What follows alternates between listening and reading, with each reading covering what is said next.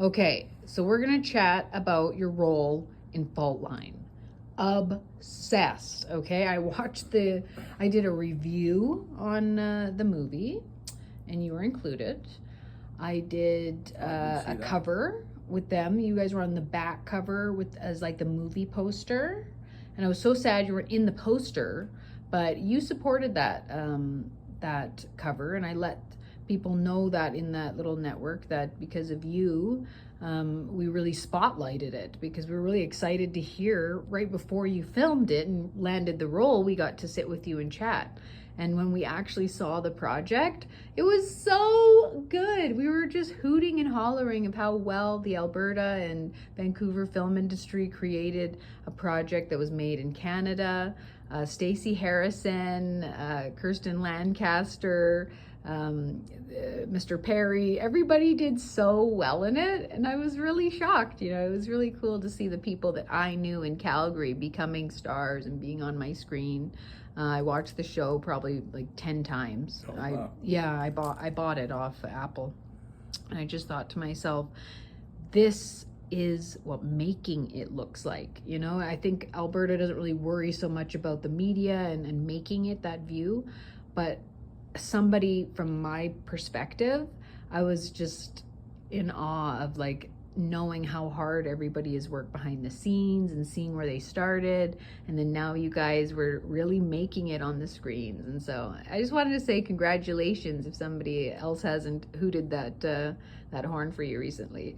Oh, well, thanks. I mean, I think for all of us who were involved, like, it was incredible to do a show where it was pretty much all Calgary-based performers, and it sounds like you've enjoyed the show enough to give it some positive feedback, and that we can come together as a community and make a star-studded, our own star-studded Calgary cast was amazing. Stacey's out in Vancouver now, but I felt to myself when I saw that the opportunity and the dream for making your own, or just being a part of a community that is, you know, real and out there with the Hollywood network, that really gave me a sense of like, oh, we're in there. Calgary matters to everybody. You know, we're needed in the industry to share our stories and our faces be shown from here. So it meant a lot locally, but it was a worldwide release. So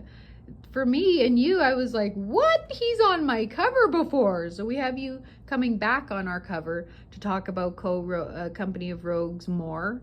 But I really hope that the audience goes and sees your performance. You were so solid in it, and I thought, oh my gosh, of course. Yeah, this is why everyone loves you. You weren't quite the nicest guy in it. I thought, oh no, he's not playing like the hero or anything, but you did so well. You and Stacey rocked your performance together. Well, thank you. I appreciate that.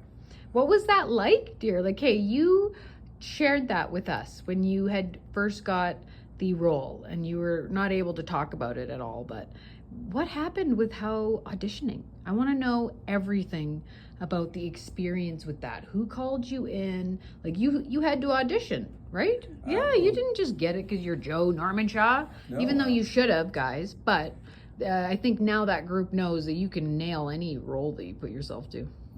Well, thank you for that. I mean it. I think they did have, you know, that maybe I was on their radar, but I went through all the channels that any actor has. Jason Therian was the casting director for that, but of course, Stacey Harrison and Kirsten Lancaster were people who I've worked with for a long, long time. What projects have you worked with them? Well, I mean, Stacey taught at Rogues for 20 years, and Kirsten was a student of ours for many years, you know, and so we've had a long.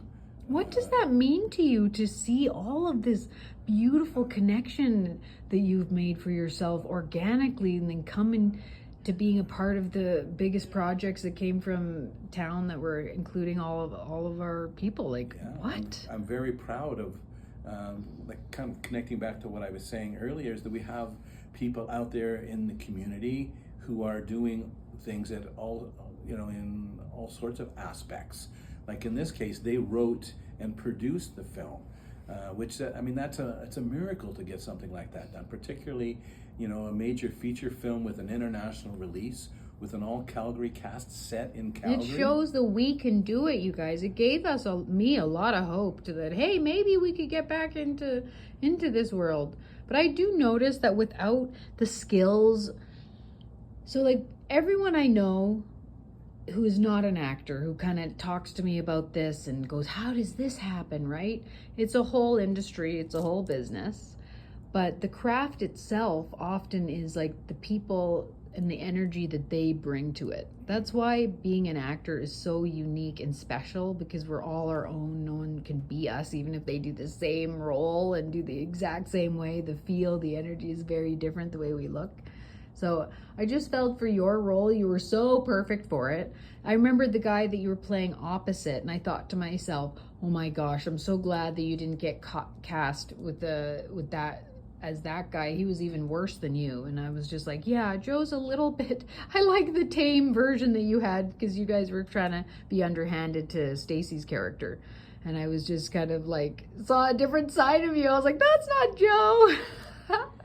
Well, you're never like that in real life. Take on the character was, you know, as someone who actually cares about their business, but something has gone wrong and is doing everything possible to try to save it.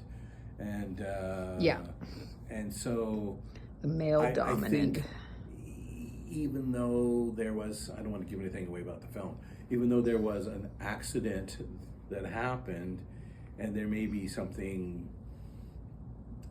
there might be some sort of a cover-up taking place, perhaps, I don't know. But I think that when you play a character, you want to justify what you do.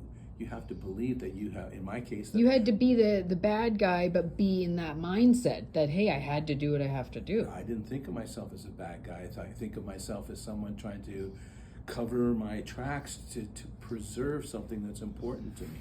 Well, you played it very well then. Which is a different way of going at it, because if you're just saying I'm a bad guy, then it can become cliche. But if you're playing a real person, you did, yeah. In real life, we always try to justify our actions, right? Even though we go, oh, okay, but I'm going to justify this.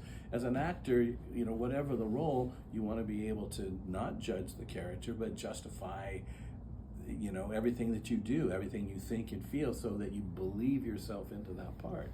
And that comes with experience. Being able to be that deep with a character where you play the person, where you're, because when you get a script, right, and it looks like one thing and then they want you to play it a certain way, it's how do you learn how to figure out how it's going to go, or what the director wants, you know? That's a whole thing in itself.